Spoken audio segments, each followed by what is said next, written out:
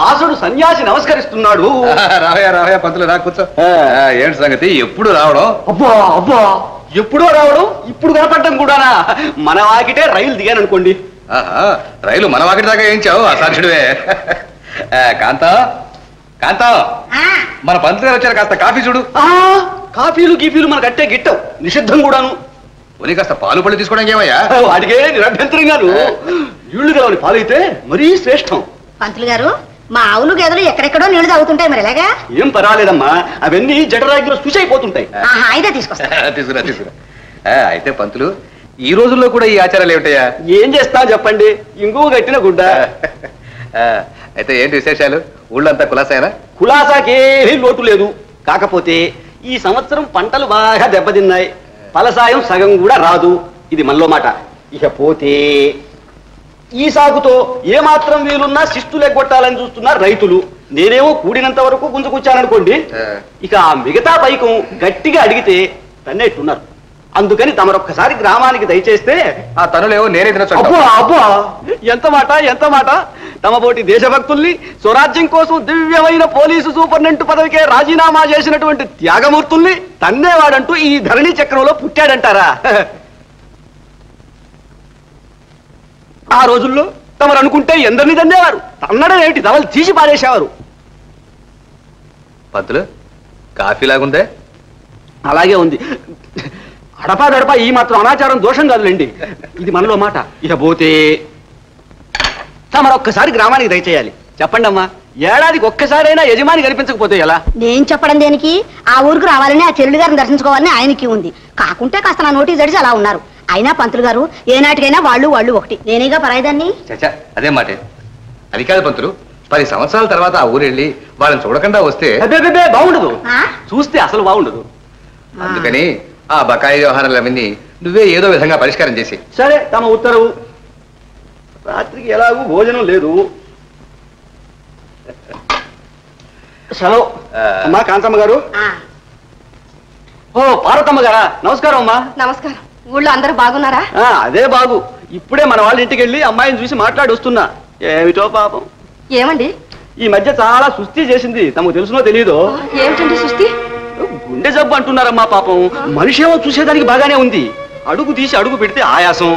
అక్కడ ఏదో ఆకువలం వైద్యం చేయిస్తున్నారు, కానీ ఏం గుణం ఇవ్వడం లేదు. ఎందుకు వచ్చిన నాటు వైద్యం అయ్యా, కాస్త శివ మందు ఇప్పించవయ్యా అంటే ఆ రామయ్య వింటాడు. భేషజం. ఇది మనలో మాట. ఇక పోతే మరైనా ఆమెను ఇక్కడికి తీసుకొచ్చి ఏదో ఆసుపత్రి మా కొంప కొల్ల చేసుకోమంటారు. ఏమైనా సరే దాన్ని ఇక్కడ తీసుకోవడానికి ఒప్పుకోను. ఏ ఆ బరిదగించి దాన్ని ఇక్కడ తీసుకొస్తే నా పిల్లలు ఎందుకన్నా మనకొస్తారా? ఎందుకమ్మా అంతంత మాట్లాడతావు? దాని ఇప్పుడు ఎవరు తీసుకొస్తామన్నారు? నా పిల్లల సంగతి నేను చెప్పుకున్నాను. చాలే, నువ్వు ఒకదానే కాదు, పిల్లలు కంది. ఆ కన్నారు, పెంచారు, కనపడుతూనే ఉంది పెంపకం. ఊరుకోమ్మా ఊరుకో. నన్ను ఎందుకు ఇలా చంపుతావు? ఇదిగో ఈ విషయంలో మాత్రం మనం నోరు మూసుకోవడం మంచిదంటాను. అంతేలేండి. ఏనాటికైనా మీరు ఒకటే, నేనేగా పరాయిదాన్ని.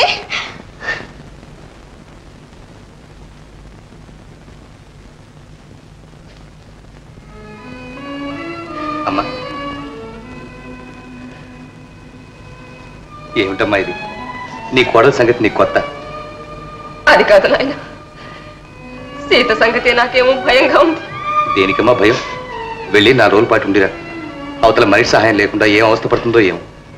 అదే ఆలోచిస్తున్నా. ఎందుకమ్మా ఆలోచన? ఇందా, ప్రస్తుతానికి డబ్బు దగ్గరుంచు. సీతకి మంచి వైద్యం చేయించు. అవసరమైతే మళ్ళీ కబురు చేయి పంపిస్తాను. తీసుకోమ్మా. నువ్వు కూడా ఒక్కసారి రాకూడదా నాయన? వద్దమ్మా, సీత కొంచెం ఆరోగ్యం కోలుకొని తర్వాత వస్తాను. నువ్వు వెళ్ళిరమ్మా. ఏమండి, అమ్మగారు గ్రామానికి ప్రయాణం అయినట్టున్నారు. ఆవిడ వెళ్ళకుండా ఉంటుందా? ఏమాత్రం ఇచ్చారండి డబ్బు? అంటే ఏదో దారి ఖర్చు కంటేను. అవసరమైతే మళ్ళీ పంపిస్తానంటున్నారు. అవసరమైతే మళ్ళీ పంపిస్తా. అది ఆవిడ కన్నీళ్ళు చూడడానికి. ఇదిగో నిజంగా చెప్తున్నాను, ఇలాంటి వాడికి ఇచ్చిన దానికంటే ఏ ఏట్లోనా పారేస్తున్నాయో. ఏమంటావు? నిజం చెప్పారు. ఆకలేస్తుంది కదా. నన్ను కూడా నాణ్యంతో ఊరికి వెళ్ళమన్నారు నాన్న. అన్నారు అక్కడ పెంట కుప్పలు, మురికి గుంటలు రాకపోతున్నాయి కాదు. వెళ్ళు వెళ్ళు.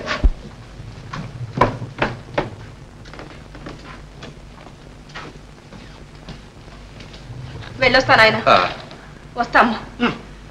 పాపేది? అది ఎక్కడో ఆడుకుంటోంది రండి. ఇప్పుడు మిమ్మల్ని చూస్తే మీతో వస్తాను, అది ఏడుస్తుంది. మీరు వెళ్ళండి.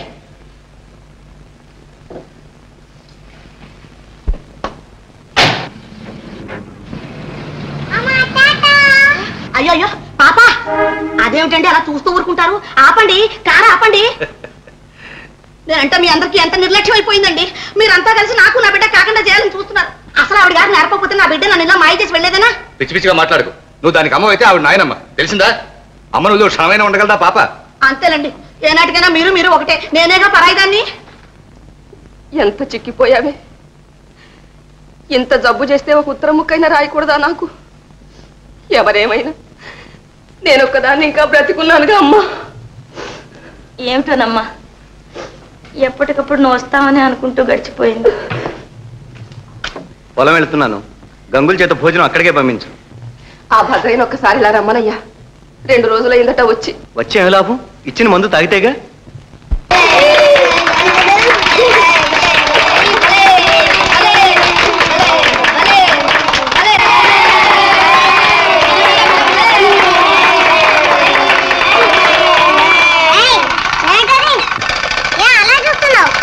తమరు దేవుడు ఏమిటి? తమ దేవుడు మాది ఊరే. అయితే ఈ ఊరే మాది. నా బొమ్మ ముట్టుకున్నావు చూడు. ఈ వధు బొమ్మకి అలా అరుస్తావంటి? పల్లెటూరు బయట దీని సంగతి నీకేం తెలుసు? ఓ అబ్బో పట్నవాసం దర్శని చూడు, నేనేం చేస్తాను. నాయనమ్మ నాయనమ్మ నాయనమ్మ చూడు నాయనమ్మ. అమ్మమ్మ నా తండ్రి మా నాయని. అమ్మమ్మ మా నాయనమ్మ మా అమ్మమ్మ మా నాయనమ్మ మా అమ్మమ్మ చూడు నాయనమ్మ. తప్పమ్మా, అలా అనకూడదు. బావ కదూ? బావా. అమ్మా ఎవరే? మీ పట్నం మావయ్య లేడు, ఆయన కూతుర్రా. ఓహో. ఏమ్మా, తెలియకుండా దెబ్బలాడుతున్నారా? అలా దెబ్బలాడుకోకూడదు. వెళ్ళండి, వెళ్ళి చక్కగా ఆడుకోండి. పోనాయన. జాగ్రత్త బాబు.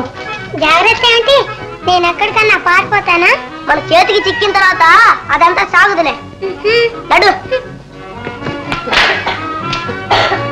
ఎన్ని మాటలు నేర్చారో మరి కొడుకు.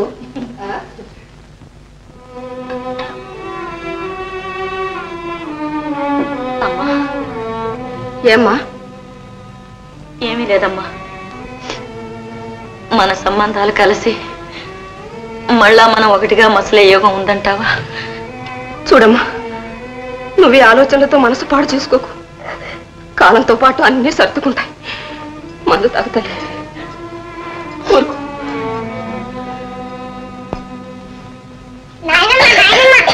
చీర పెట్టు నాయనమ్మ. చీర? చీరేమిటమ్మా ఇప్పుడు? చీరెందుకు? మేము బొమ్మల పెళ్లి ఆట ఆడుకుంటున్నా అత్తయ్య. అక్కడ అందరూ కాచు కూర్చున్నారు. చీర కొట్టు నాయనమ్మ. నే కట్టనా? నా చీర కడతాను. ఓ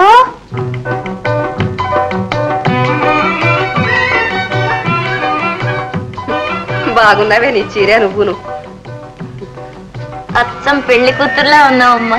అత్తయ్య, నేనేం పెళ్లి కూతుర్ని కాదు, అత్తగారిని. అత్తగారివా? మరి మామగారెవరే? చంద్రం బావే. తొందరగా.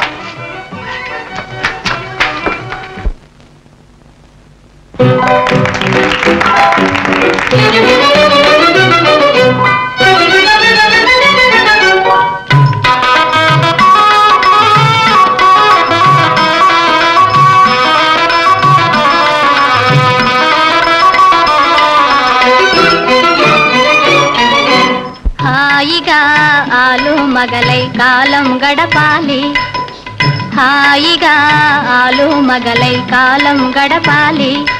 వేయేళ్ళు మీరనుకూలంగా ఒకటై బ్రతకాలి. హాయిగా చేయి చేయిగా ఆలు మగలై కాలం గడపాలి.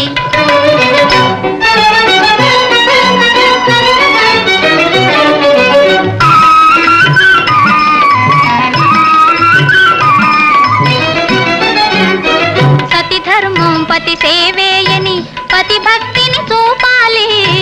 అనుదినము అత్త మామల పరిచర్యలనే చేయాలి.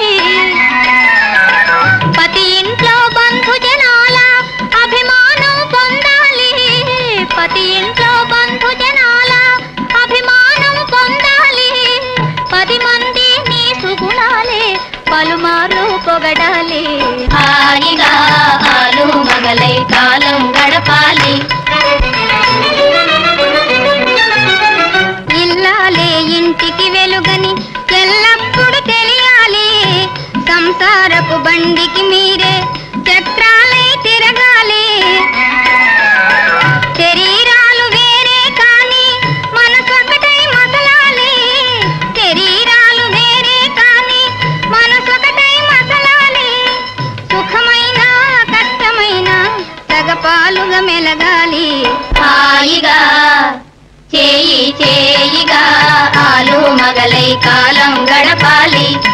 వేయేళ్ళు మీరనుకూలంగా ఒకటై బ్రతకాలి. హాయిగా ఆలు మగలై కాలం గడపాలి.